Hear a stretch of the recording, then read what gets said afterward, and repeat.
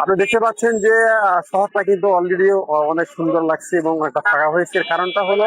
আমরা ইয়াকুবিয়ার, আমরা টিডি মিলনায়তন, আমরা বড়গোলা থেকে আমরা ইজি বাইক গুলো আটকে দিয়েছি। আমরা আমাদের একটি পরিকল্পনা আছে শহরের যানজট নিরসনের লক্ষ্যে, শহরের যানজট মুক্ত রাখার জন্য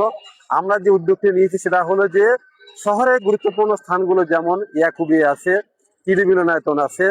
আপনার এই যে বিআরটিসি গেট আছে, সেলিম হোটেল আছে, আমরা এই যে বড়গোলা আছে, চালোপাড়া ব্রিজ আছে, এই সমস্ত জায়গাগুলো থেকে এই যে আপনার ইজি বাইক, চার্জার রিক্সা, অটো রিক্সা, সিএনজি শহরের মধ্যে প্রবেশ করে, এইগুলোকে আমরা চাই যে এটা শহরে প্রবেশ করতে দেওয়া হবে না।